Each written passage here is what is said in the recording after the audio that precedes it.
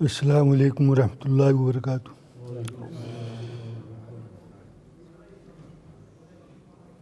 میرے محترم بزرگوں، مخلصاتیوں، اسلامی ماں اور بہنوں، گزشتہ درس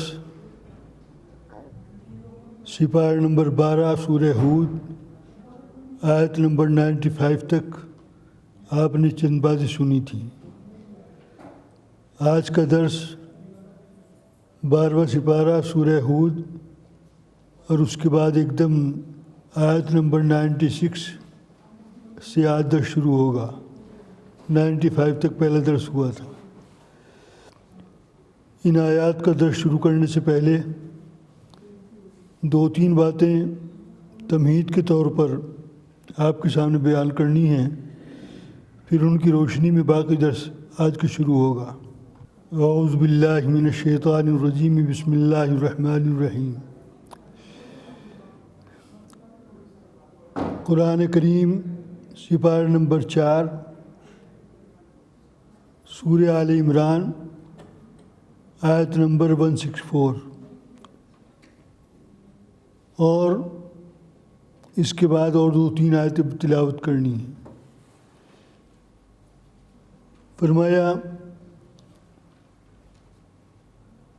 اللہ تبارک و تعالیٰ کی چند باتیں آپ کے سامنے ہماری ہمت افزائی کے لیے، اس میں بھی شامل ہوں اور آپ سب شامل ہیں، اللہ تعالیٰ نے بیان فرمائی۔ اعوذ باللہ من الشیطان الرجیم، بسم اللہ الرحمن الرحیم۔ سپارہ نمبر 4 آیت نمبر 164 سورہ آل عمران۔ لقد من اللہ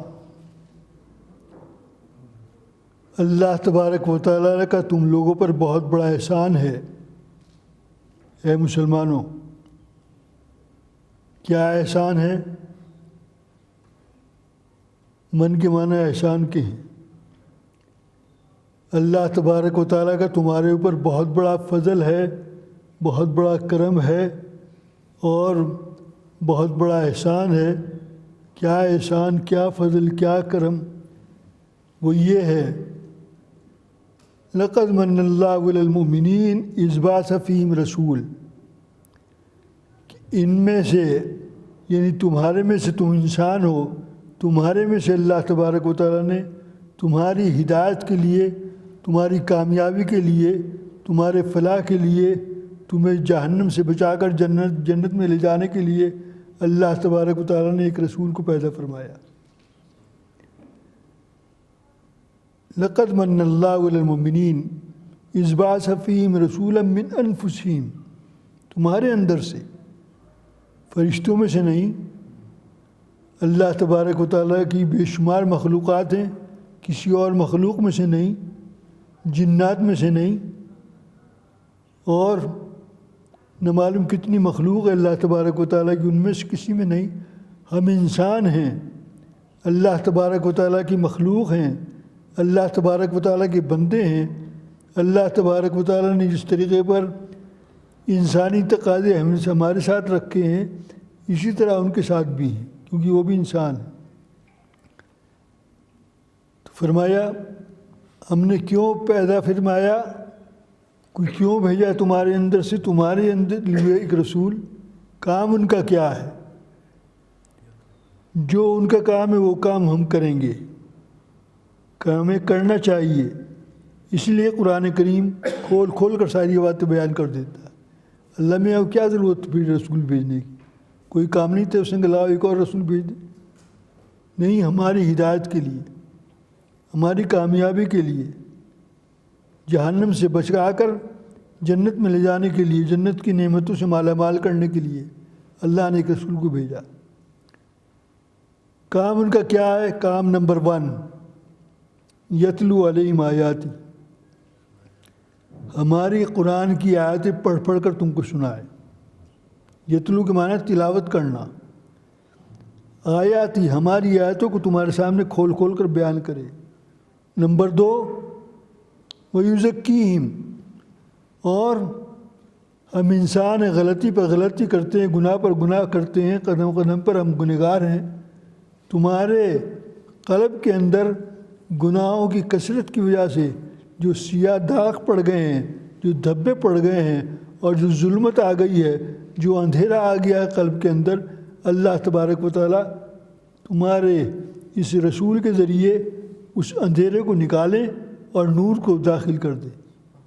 جب تم اللہ کے نبی کی اللہ کی بات مان کر چلو گے تو اندھیرا ختم ہوگا اور ظلمت کے بجائے نور آ جائے گا۔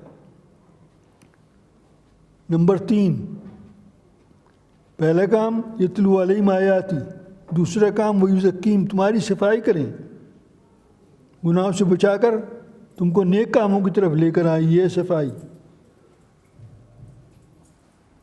اور تیسرا کام وَيُعَلِّمُهُ الْكِتَابَ، وہاں پہلے کیا کہا تھا؟ ہماری آیتیں پڑھ پڑھ کر تم کو سنائیں۔ یہاں کیا کہا؟ نمبر 3 وَيُعَلِّمُهُ الْكِتَابَ، اور ہماری کتاب پڑھنا تم کو سکھائیں۔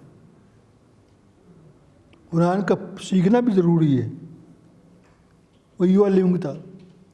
نمبر 4 وَالْحِکْمَہ، اور یہ نہیں بس قرآن کی تلاوت کرتے رہیں اور قرآن پڑھاتے رہیں اور کیا کہتے ہیں وَيُزَکِّیہِم، اور تزکیہ کرتے رہیں، وَالْحِکْمَہ، اور حکمت اور عقل کی باتیں تم کو بتاتے رہیں۔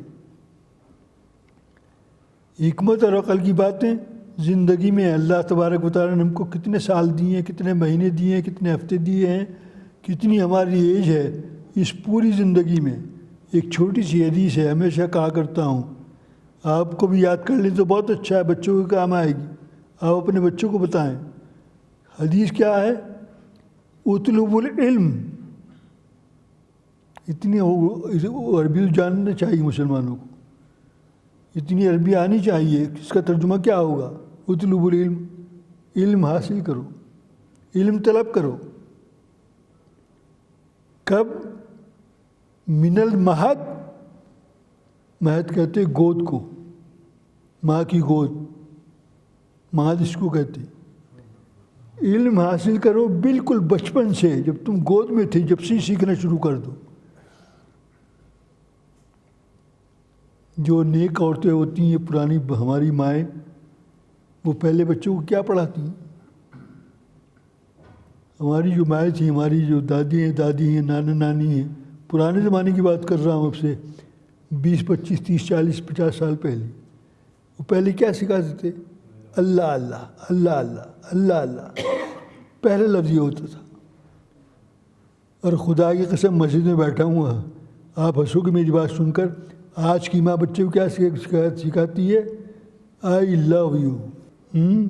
ابھی وہ 2 سال کا نہیں ہوا، ابھی اس کا دودھ بھی نہیں چھوٹا، دودھ کہاں پلاتی ہیں عورتیں آج کل؟ ابھی چلنا نہیں سیکھا، اس نے بولنا نہیں سیکھا۔ خدا کی قسم میں نے اپنے کان سے سنا، یہ ایسی بات نہیں کر رہا ہوں، اپنے کان سے میں نے سنا کہ ماں اپنے بچے کو یہ سکھا رہی ہے۔ اتنا فرق ہے اس زمانے کی عورتوں میں، ہماری جو مائیں تھیں، دادی تھی، نانے تھے، اور آج کی عورتوں میں۔ تو فرمایا علم حاصل کرو بچپن سے لے کر، جب تم ماں کی گود میں تھی جب سے کوشش شروع کرو۔ کب تک حاصل کرو؟ وہ تو کب سے تھا، جب سے ہم پیدا ہوئے، پیدا ہونے کے بعد ہی تم نے جب بولنا شروع کیا تو تمہارا پہلا کلمہ یہ ہونا چاہیے، لا الہ الا اللہ، لا الہ الا اللہ۔ ماں یہ سکھاتی بچوں کلمہ سیکھو، اور بچپن سے علم حاصل کرو۔ کب تک حاصل کرو؟ الی اللحد، وہاں مہد تھا، بچپن کی گود، الی اللحد، لحد کہتے ہیں قبر کو۔ علم حاصل کرو پیدا ہونے سے لے کر، بچپن سے لے کر قبر میں جانے تک۔ یہ ہے حدیث۔ زندگی کے ہر موڑ پر تم کو علم کی ضرورت ہے۔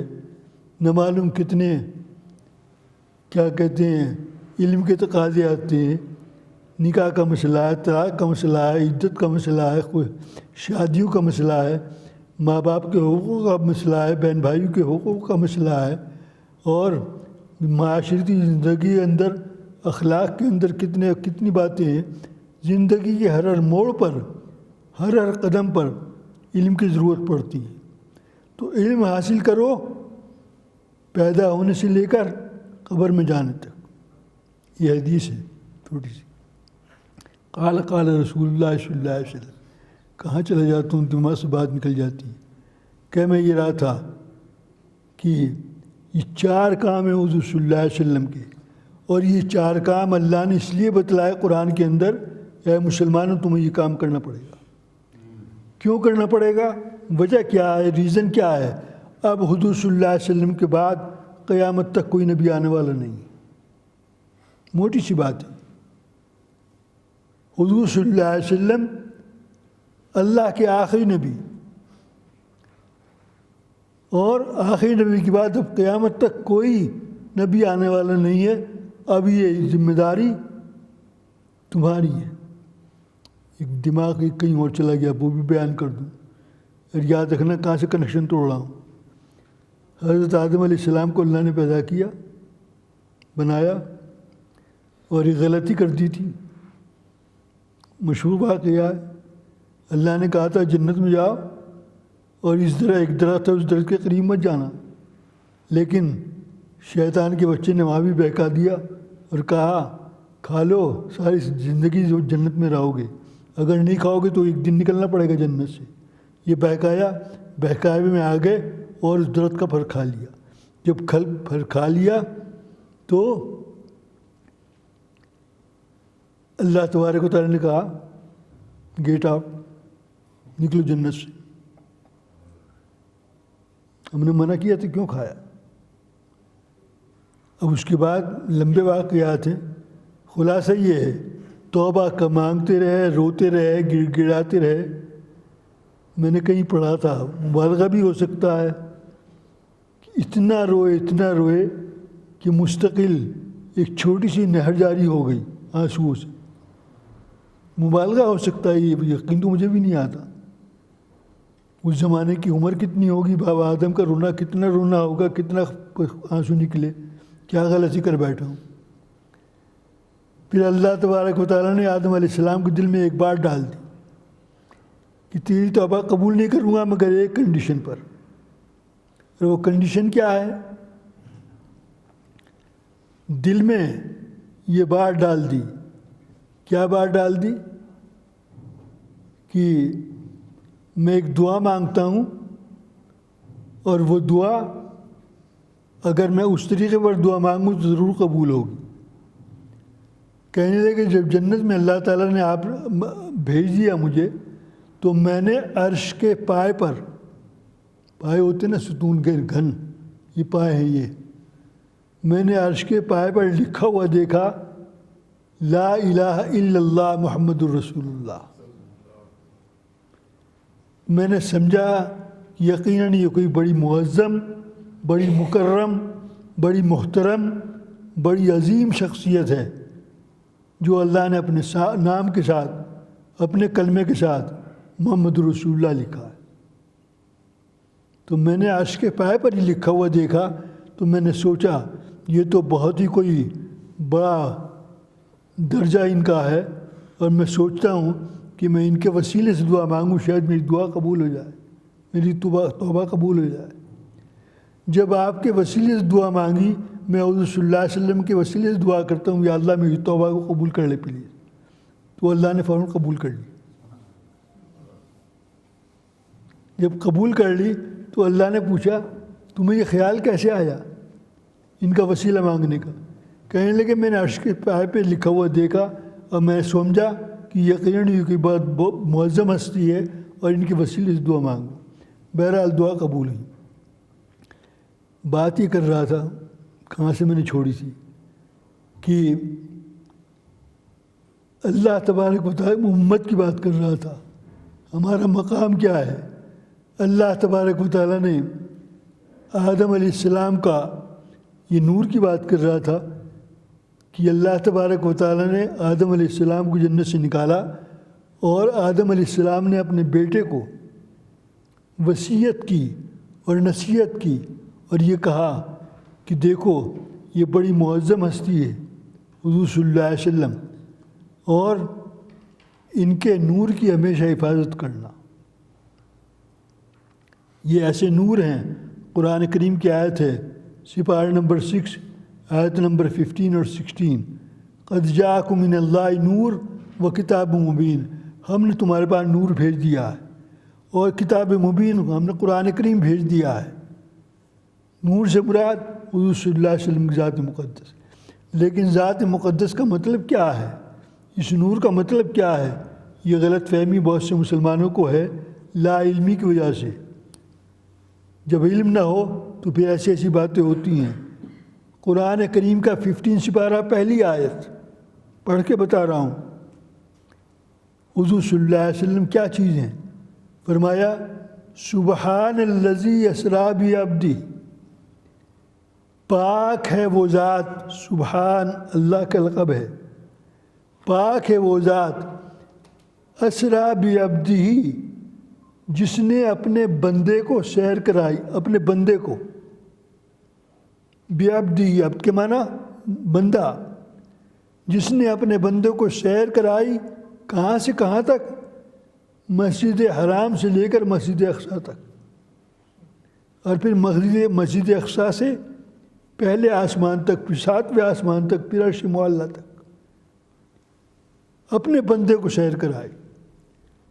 اور لوگ جہالت کی وجہ سے پتہ نہیں حضور صلی اللہ علیہ وسلم کو کیا کیا سمجھتے ہیں.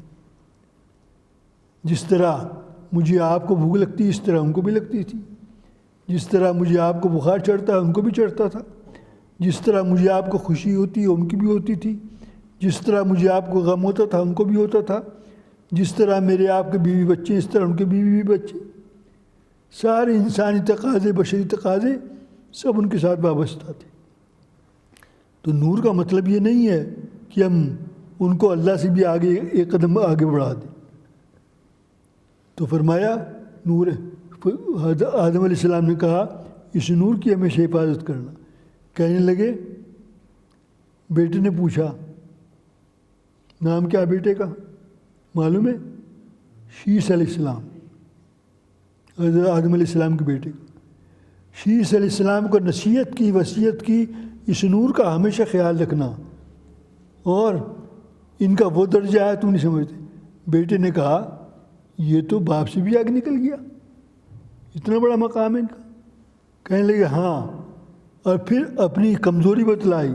کہنے لگے جب مجھ سے یہ غلطی ہو گئی تو 14 کے 14 طبق کے اندر، 14 طبق کسے کہتے ہیں؟ 7 آسمان 7 زمین. 14 طبق کے اندر مجھے نافرمان کہا گیا.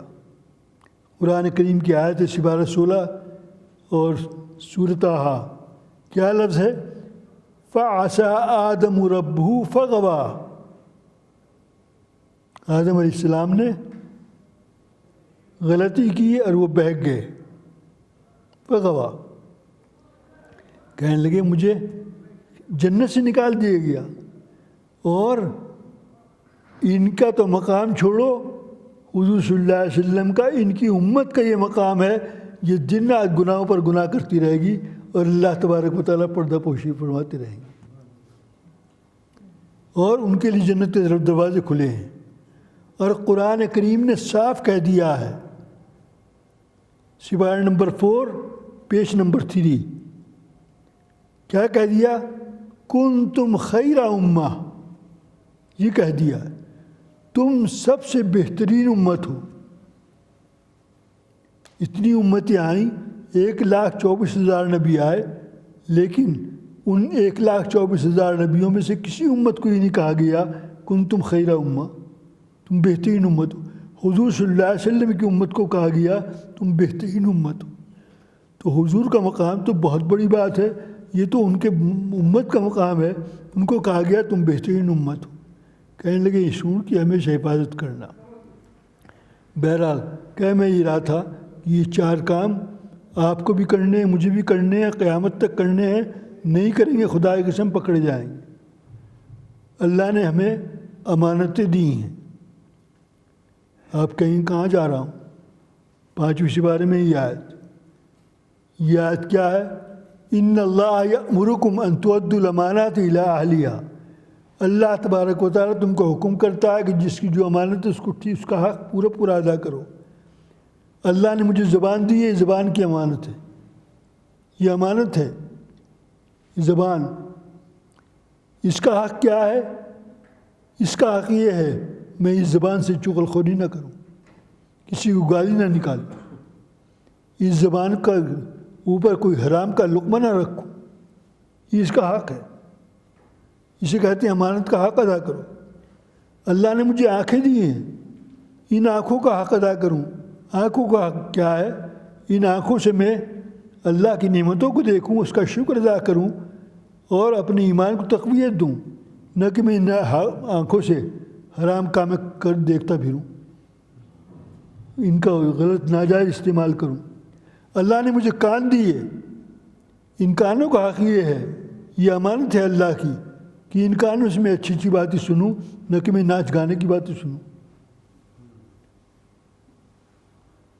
اللہ نے مجھے چلنے کی تو قوت دی، پیر دیے، ان کا حق یہ ہے ان پیروں کا میں صحیح استعمال کروں. اللہ نے مجھے ہاتھ دیے، ان کا حق یہ ان کا میں صحیح، یہ امانتیں ہیں اللہ کی. میں مزاج کو کھول رہا ہوں، دماغ کو کھول رہا ہوں یہ باتیں کر کے کہ ان امانتوں کا حق ادا کرنا پڑے گا. تو یہ 4 باتیں یہ اللہ کی امانت ہیں. اب مجھے آپ کو ان کو ادا کرنا ہے اور قیامت تک کرنا ہے، پوری امت کو کرنا ہے. نہیں کریں گے تو پکڑے جائیں. اب کوئی نبی آنے والا نہیں.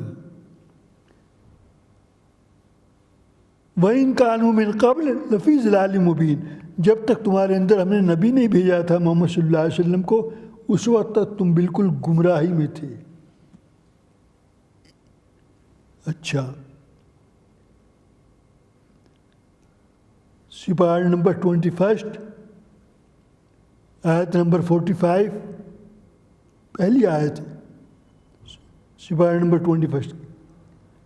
فرمایا اتل ما اوحی الیک من الکتاب، حضور اکرم صلی اللہ علیہ وسلم اتلو کے معنی تلاوت کرو، قرآن کی تلاوت کرو. ما اوحی من الکتاب، جو کتاب آپ پر وحی کے ذریعے بھیجی جا رہی ہے اس کو پڑھو. نمبر 1. واقیم الصلاۃ، نمبر 2. اور نماز ہمیشہ قائم کرو، نماز کبھی نہ چھوڑو.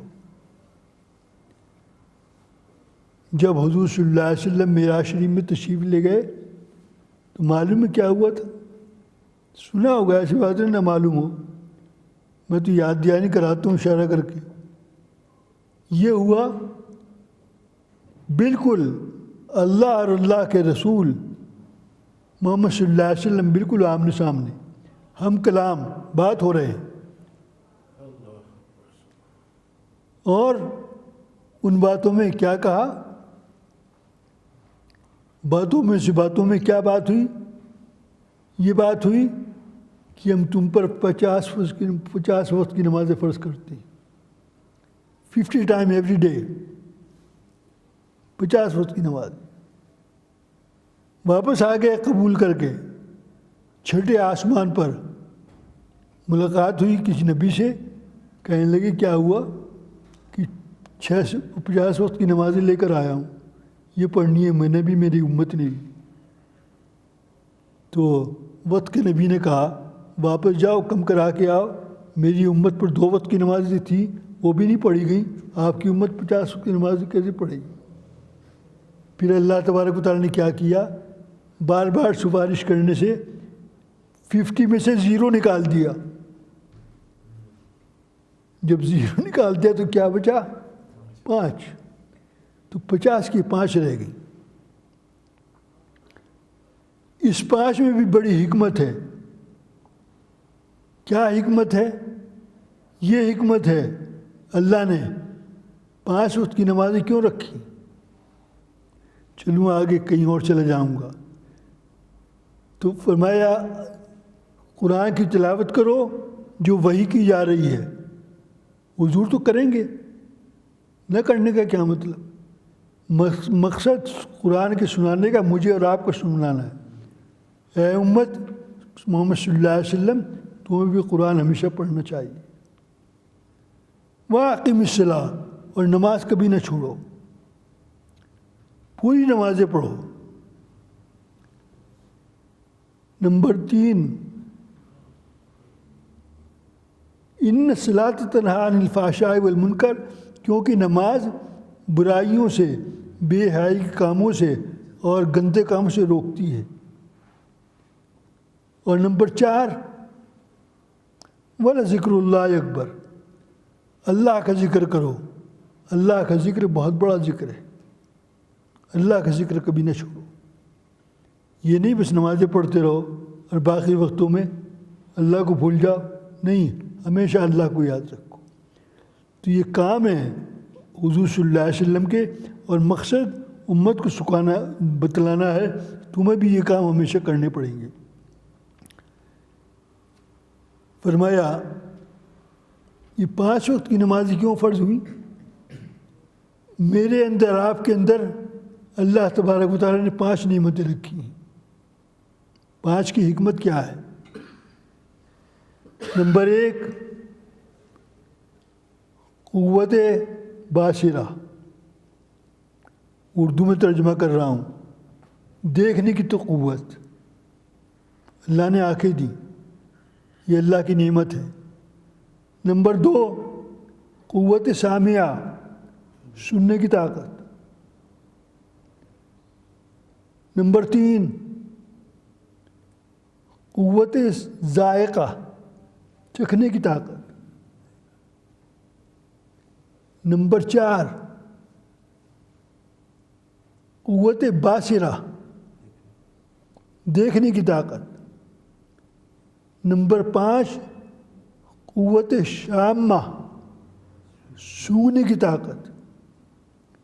نمبر 5، قوت ذائقہ، تو قوت شامہ، قوت باصرہ، قوت ذائقہ، قوت سامعہ، یہ 5 نعمتیں اللہ نے دی ہیں۔ ان 5 نعمتوں کے شکریہ میں اگر تم نماز پڑھو گے تو گویا تم نے اس کا شکر ادا کر دیا۔ یہ انعام ہے اللہ کا، قدر کرنی چاہیے۔ ایک بات اور نکال کے لاتا ہوں، ایسی نہیں بات بیان کر رہا۔ نمازیں پڑھتے ہیں ماشاءاللہ، بہت بڑی بات ہے۔ فرمایا، کیا فرمایا؟ الصلاۃ معراج المومن، یہ حدیث ہے حضور صلی اللہ علیہ وسلم کی۔ الصلاۃ معراج المومن، نماز مسلمانوں کی معراج ہے۔ جس طرح حضور صلی اللہ علیہ وسلم کو اللہ نے اپنے پاس بلایا آسمانوں پر، عرش پہ بلایا، اسی طرح مسلمان تو اگر عروج کا درجہ حاصل کرنا چاہتا ہے، معراج کا درجہ حاصل کرنا چاہتا ہے، تو تجھے یہ کام کرنا پڑے گا۔ الصلاۃ معراج المومن۔ اس کے بعد فرمایا حدیث میں، من اقامہا اقام الدین، جس نے دین کو قائم کیا، جس نے نماز کو قائم کیا، اس نے دین کو قائم کیا۔ اس کے بعد فرمایا، ومن ہدمہا ہدم الدین، اور جس نے اس کو منہدم کر دیا، اس کو گرا دیا، نماز کو گرا دیا، اس نے دین کو گرا دیا۔ یہ حدیثیں ہیں۔ اور خدائی قسم، ذرا سے اندر گھسنے کی بات ہے، ہمیں لا علمی کی وجہ سے پتہ نہیں چلتا، لیکن جو لوگ نماز پڑھتے ہیں الحمدللہ ثم الحمدللہ، شکر ہے خدا کا، خوشی ہوتی دیکھ کر۔ جو پابند ہے نماز کے، ہمیشہ پڑھتے ہیں، ان کا مقام کیا ہے، ان کا درجہ کیا ہے، ان کا ثواب کیا ہے، کبھی سنا بھی نہ سنا ہو، آج سن لو۔ یہ تو سب کو پتہ ہے 5 ٹائم کی نماز ہے، بے شک پڑھیں یا نہ پڑھیں، یہ تو پتہ ہے 5 کی ہے۔ 5 وقتوں میں رکعتیں کتنی ہیں نماز کی، کبھی نوٹ کیا؟ 5 فرضوں میں، پوری نمازوں میں نہیں، 5 فرضوں میں رکعتیں کتنی ہیں؟ یاد کرنا یہ بات، رکھنا یہ بات، اور خدا کی قسم میری باتوں کو سب تک کو پہنچایا کرو، بڑی کام کی باتیں کر رہا ہوں، یہ باتیں ہر آدمی نہیں بتاتے جلدی سے۔ 5 فرضوں میں، جو 5 فرض ہیں نماز کے، جو 5 ٹائم کی نماز فرض ہے، ان 5 فرضوں کے اندر رکعتیں کتنی ہیں؟ فرض، سنتوں کو نہیں کہہ رہا ہوں، واجبات کو نہیں کہہ رہا ہوں، نفلوں کو نہیں کہہ رہا ہوں، وہ الگ اپنی جگہ ہیں، لیکن فرض نمازی جو ہیں 5 ان میں رکعتیں کتنی ہیں؟ یاد رکھو، تم نے حساب لگائے ہو نہ لگایا ہو، لگانا چاہیے 17۔ 4 نمبر پہلے، نمبر 2 نمبر 1 فجر کی 2، ظہر کی 4، 6 ہو گئی، عصر کی 4، 10 ہو گئی، عشاء کی 4، عشاء کی 4 کتنی ہوئی؟ 14، اور مغرب کی 3، 14 اور 3 17 ہو گئی۔ کم زیادہ تو نہیں کر رہا ہوں۔ 3 نمازوں میں 4 رکعتیں ہیں، 12 ہو گئی، مغرب کی 3 15 ہو گئی، اور فجر کی 2 17 ہو گئی۔ 17 رکعتیں ہیں۔ یہ 17 رکعتیں کیوں ہیں؟ وائی؟ میں کہہ رہا ہوں اندر گھسو، معلوم ہوگا ہماری نماز کی قدر کیا ہے، ہماری نماز کا درجہ کیا ہے۔ یہ 17 رکعتیں کیوں ہیں؟ 18 کیوں نہیں ہیں؟ 16 کیوں نہیں ہیں؟ 17 میں کیا راز ہے؟ 17 میں راز یہ ہے، اللہ نے حضور صلی اللہ حدیث میں کیا کہا؟ الصلاۃ معراج المومن، نماز مسلمانوں کی معراج ہے۔ فرمایا حضور صلی اللہ علیہ وسلم کو اپنے پاس بلایا، ایک معراج تھی حضور صلی اللہ علیہ وسلم کی۔ اے امتیوں، تم کو بھی یہ درجہ حاصل کرنا ہے تو تمہیں یہ کام کرنا پڑے گا، تمہیں یہ 17 فرض پڑھنے پڑیں گے، اور جب تم حاصل کرو گے تو کیا ہوگا؟ اللہ نے کیا کیا معراج شریف میں؟ 7 آسمانوں کی سیر کرائی، اور کیا کیا؟ اللہ نے 8 جنتوں کی سیر کرائی۔ کتنے ہو گئے؟ 15، ایک دم 15 ہو گئے۔ اور اللہ نے کیا کیا؟ اپنے عرش کی سیر کرائی۔ کتنے ہو گئے؟ 16۔ اور اللہ نے کیا کیا؟ اپنی کرسی کی سیر کرائی۔ یہ ہو گئے 17۔ جب تم نماز پڑھتے ہو تو ان 17 مقامات کی گویا تم نے زیارت کر لی، اور اللہ تبارک و تعالیٰ کے اس درجے پر اللہ نے تمہیں پہنچا دی۔ سمجھ میں آ رہا ہے؟ اتنا بڑا مقام ہے، اتنا بڑا درجہ ہے۔ نماز کے اندر 7 فرض ہیں، اندر گھسا رہا ہوں میں۔ نماز پڑھتے ہیں کہ ہر بات کی کوشش کرو، اور پھر معلوم ہوگا کہ ہماری نماز کا درجہ کیا بننا ہے، کتنا بڑا ثواب ہے۔ نماز میں 7 فرض ہیں، اور یہ 7 فرض کیوں ہیں؟ اس کا ریزن کیا ہے؟ تقریریں سنتے ہو ماشاءاللہ، خدا کرے کسی نے بیان کیا ہو، بہت خوشی کی بات ہے۔ یہ 7 فرض نماز میں کیوں ہیں؟ جب انسان نماز پڑھتا ہے تو 7 اپنے جسم کے حصوں پر نماز پڑھتا ہے۔ اللہ کے سامنے کھڑا ہونا اور سجدے میں جانا، سجدے میں جانا جو یہ سب سے بڑی شان ہے۔ تو آدمی 7 اپنے جسم کے حصوں پر نماز پڑھتا ہے۔ ہمیں تو ایک ہی حصہ نظر آ رہا ہے، سر سے پیر تک، اونلی 1 نہیں، اس کے الگ الگ 7 پارٹ ہیں۔ دونوں پیر جس پہ کھڑے ہو کے نماز پڑھتا ہے، اور اس کے بعد دونوں گھٹنے، جب رکوع میں جاتا ہے دونوں گھٹنوں کو پکڑتا ہے، اور اس کے بعد دونوں ہاتھ، جب سجدے میں جاتا ہے تو دونوں ہاتھ زمین پر رکھتا ہے۔ 2 3 6 ہو گئے، اور جب سجدہ کرتا ہے تو پیشانی رکھتا ہے۔ تو یہ 7 اعضاء پر آدمی نماز پڑھتا ہے، اور یہ 7 گویا جو اللہ نے نعمتیں دی ہیں، پیر ہوں، ہاتھ ہوں، اور پیشانی ہو، دماغ ہو، سب اس کے اندر آ جاتے ہیں۔ اور بتاؤں یہ 7 کیوں ہیں؟ 7 کی وجہ کیا ہے؟ اللہ تبارک و تعالیٰ کے فرشتے 14 کے 14 طبق کے اندر، 14 طبق کسے کہتے ہیں؟ 7 آسمان 7 زمینیں، 7 اور 7 14، 14۔ یہ 14 کے 14 طبق کے اندر اللہ کے جو فرشتے ہیں ان کی ڈیوٹیاں لگی ہوئی ہیں۔ وہ کام کیا کرتے ہیں فرشتے؟ فرشتوں کی ایک جماعت کا کام کیا ہے؟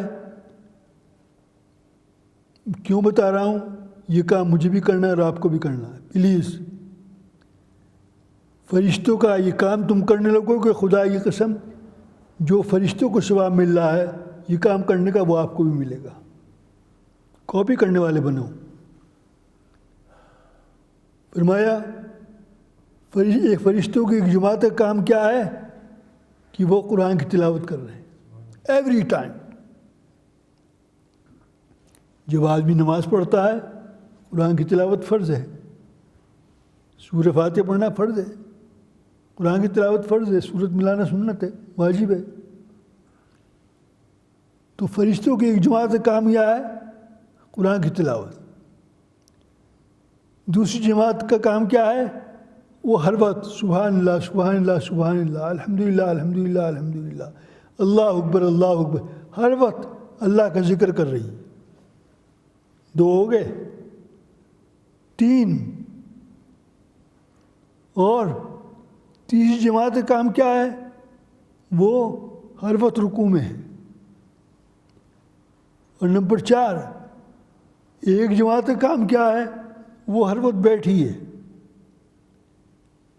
4 ہوئے؟ کتنے ہوئے؟ 4۔ نمبر 5 جماعت کا کام کیا ہے؟ وہ ہر وقت سجدے میں ہے۔ اور 6 جماعت کا کام کیا ہے؟ وہ ہر وقت قیام میں ہے۔ اور 7 جماعت کا کام کیا ہے؟ اللہ نے ان کی ڈیوٹی لگائی، کبھی ادھر کبھی ادھر، کبھی زمین پر کبھی آسمانوں میں۔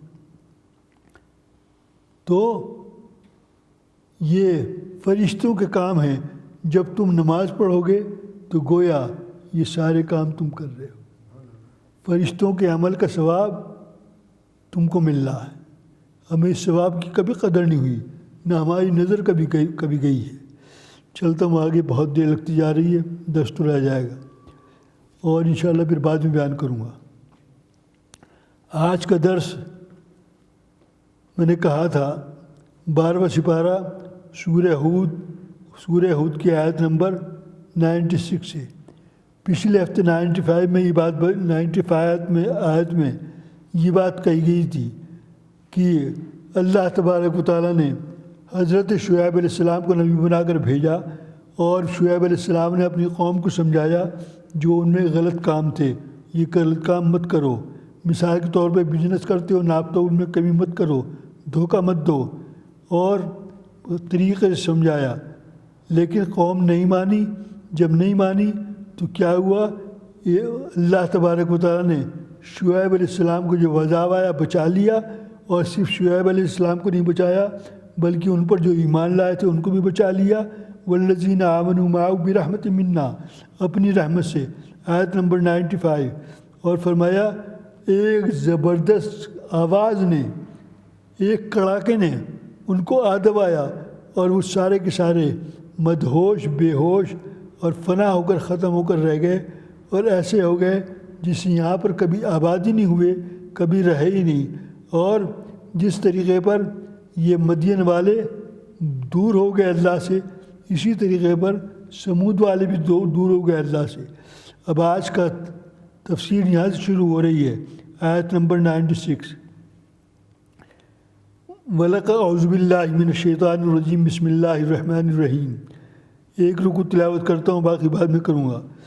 وَلَقَدْ أَرْسَلْنَا مُوسَىٰ بِآيَاتِنَا وَسُلْطَانٍ مُبِينٍ إِلَىٰ فِرْعَوْنَ وَمَلَئِهِ فَاتَّبَعُوا أَمْرَ فِرْعَوْنَ وَمَا أَمْرُ فِرْعَوْنَ بِرَشِيدٍ يَقْدُمُ قَوْمُهُ يَوْمَ الْقِيَامَةِ فَأَوْرَدَهُمُ النَّارَ وَبِئْسَ الْوِرْدُ الْمَوْرُودُ وَأُتْبِعُوا فِي هَٰذِهِ اللَّعْنَةِ وَيَوْمَ الْقِيَامَةِ بِئْسَ الرِّفْدُ الْمَرْفُودُ ذَٰلِكَ مِنْ أَنبَاءِ الْقُرَىٰ نَقُصُّهُ عَلَيْكَ مِنْهَا قَائِمٌ وَحَصِيدٌ وَمَا ظَلَمْنَاهُمْ وَلَٰكِنْ ظَلَمُوا أَنفُسَهُمْ وَمَا أَغْنَتْ عَنْهُمْ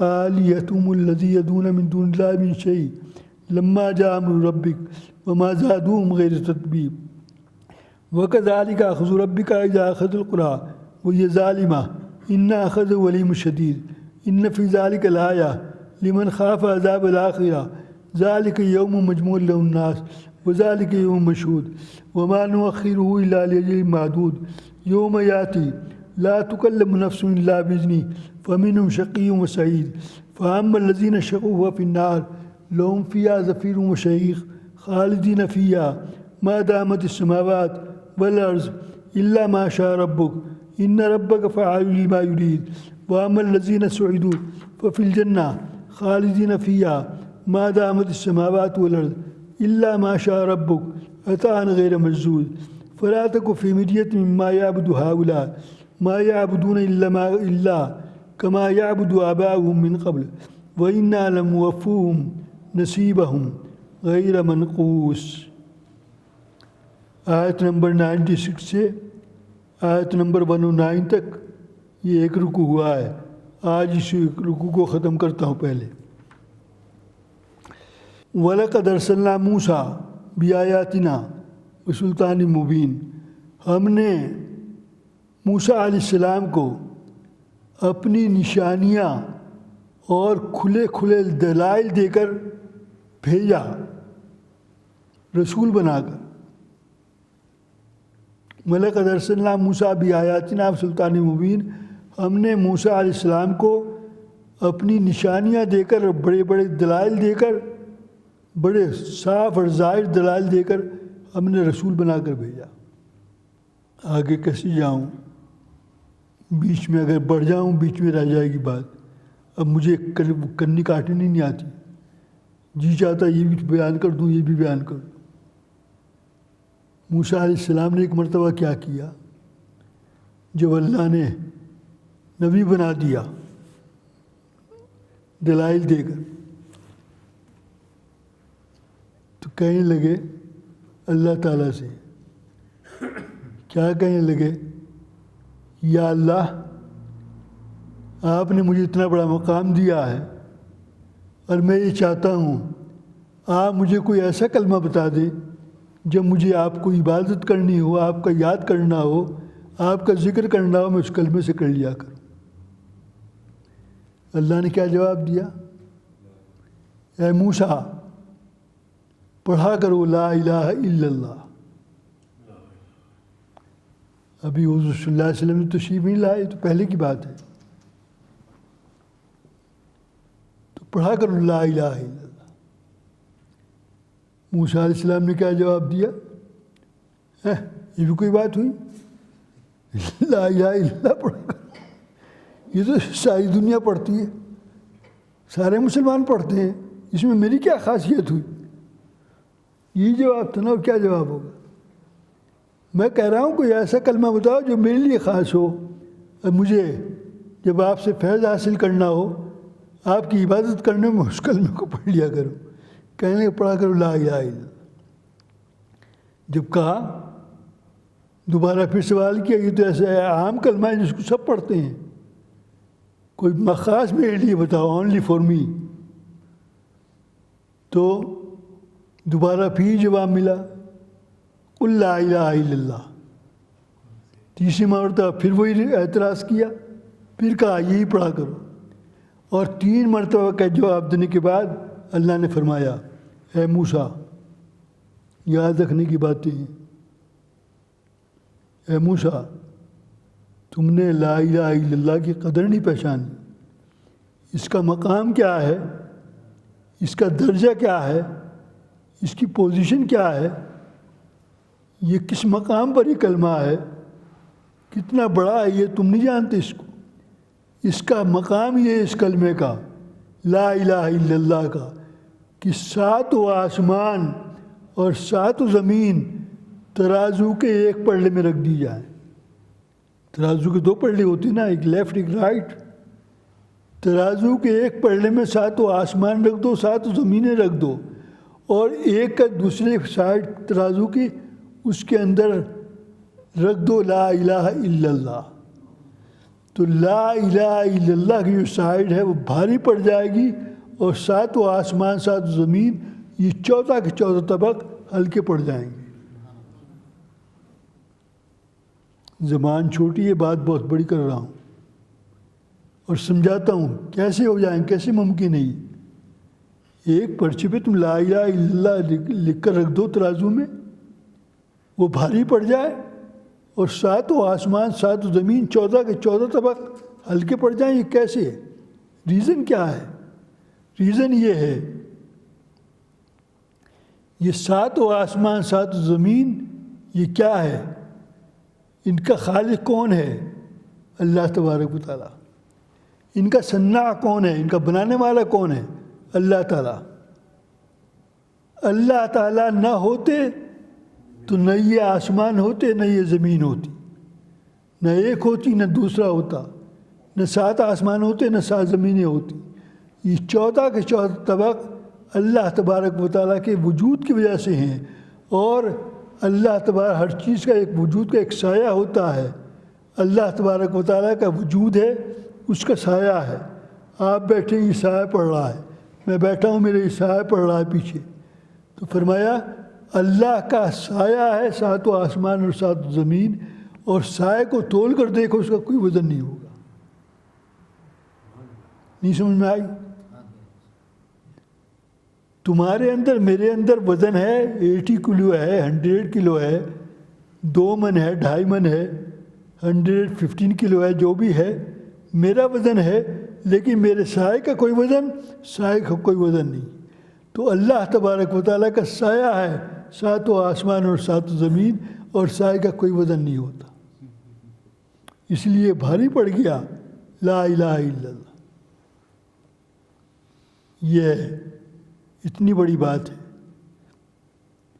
وَلَقَدْ أَرْسَلْنَا مُوسَىٰ بِآيَاتِنَا، ہم نے موسیٰ علیہ السلام کو بھیجا۔ اب دوسری بات کروں، موسیٰ علیہ السلام کو اتنا بڑا مقام کیسے دیا؟ یہ باتیں کیوں کر رہا ہوں؟ ان تمام باتوں کو ہم یاد رکھیں اور ہم کوشش کریں ان کاموں کو کرنے کی۔ ہم سے ہوتی تو ہے نہیں، لیکن جتنا بھی کوشش کرو۔ موسیٰ علیہ السلام کو اللہ نے اتنا بڑا مقام کیوں دے دیا؟ موسیٰ علیہ السلام کوئی فرشتے تھے؟ فرشتے تو نہیں تھے، میرے اور آپ کی طرح ایک انسان۔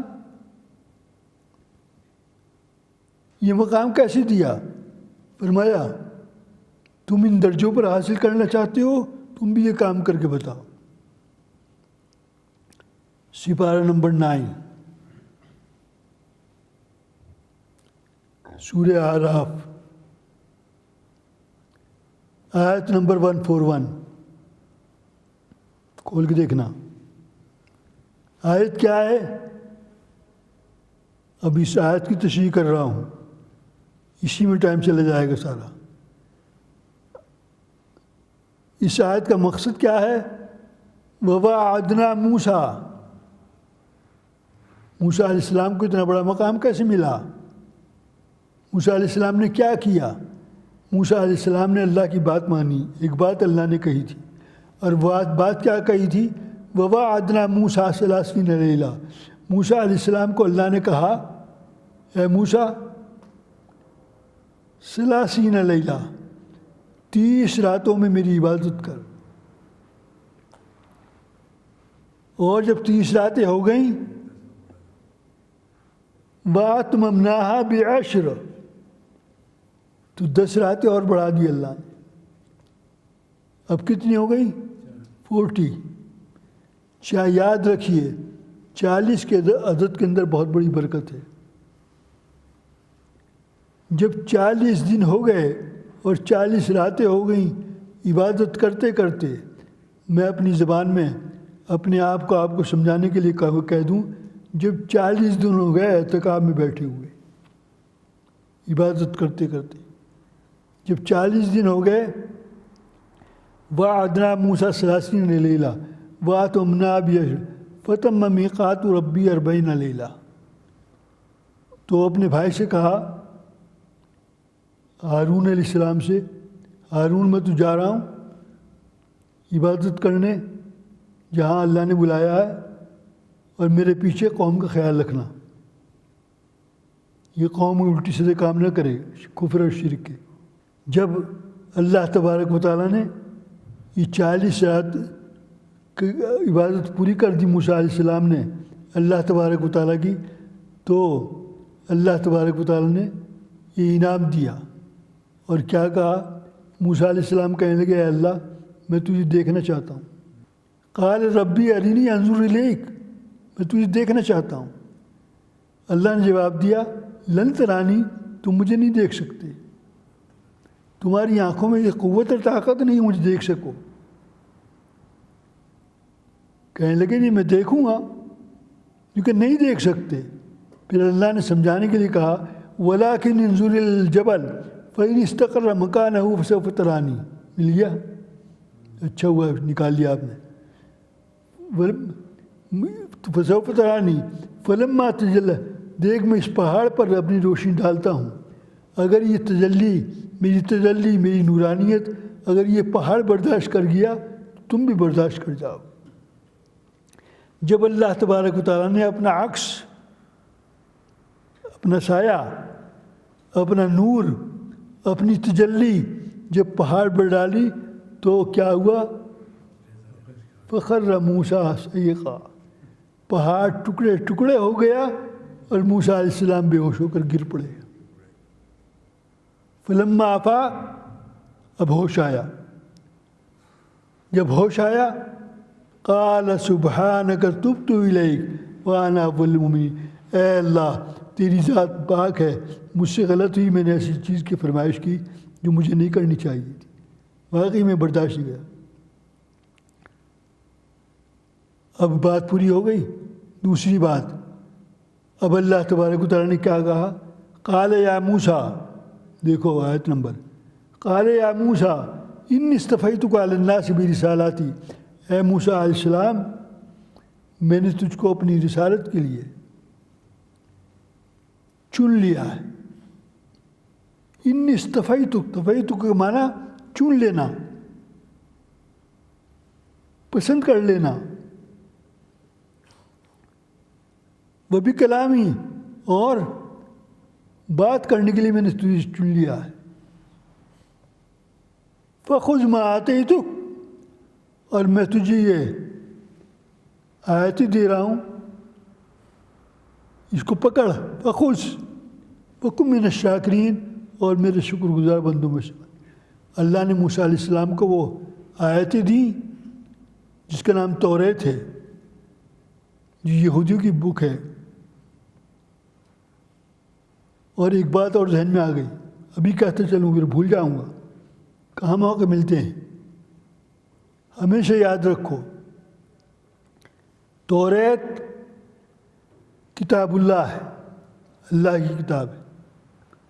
زبور کتاب اللہ ہے، اللہ کی کتاب ہے۔ انجیل کتاب اللہ ہے، اللہ کی کتاب ہے۔ لیکن قرآن یہ کیا ہے؟ یہ کتاب اللہ بھی ہے، کلام اللہ بھی ہے۔ توریت کلام اللہ نہیں ہے، انجیل کلام اللہ نہیں ہے، زبور کلام اللہ نہیں ہے، کتاب اللہ ہے، اللہ نے اتاری ہے۔ لیکن قرآن اللہ کے اندر سے نکلا ہوا ہے، یہ اللہ سے ہم کلام ہو رہے ہیں، یہ قرآن کریم کا مقام ہے۔ تو کہنے لگے وَلَقَدْ، اے موسیٰ میں نے تجھے اپنی رسالت کے لیے چن لیا ہے، اب میں یہ نشانی تجھے دے رہا ہوں، آیت دے رہا ہوں، اس کو پکڑ اور اس پر عمل کر۔ اسی طریقے پر اللہ تبارک و تعالیٰ نے حضور صلی اللہ علیہ وسلم کو نبی بنایا اور قرآن نازل کیا، اور امت کو کہا تم بھی پڑھو اور امت کو بھی پڑھاؤ، امت اس پر عمل کرے، اور کیا کہتے ہیں، امت اس کے مطابق زندگی گزارنے والی بنے۔ اگر اس کے مطابق زندگی گزارنے والی بنی تو فلاح ہے، کامیابی ہے، اور جنت کا راستہ ان کے لیے کھلا ہوا ہے۔ دعا کیجیے اللہ تبارک و تعالیٰ سے جتنی باتیں ہوئی ہیں اللہ تبارک و تعالیٰ ان پر عمل کرنے کی توفیق عطا فرمائے۔ انشاءاللہ اسی رکوع کو آئندہ ہفتے پھر بیان کروں گا۔ آخر دعوانا الحمدللہ رب العالمین۔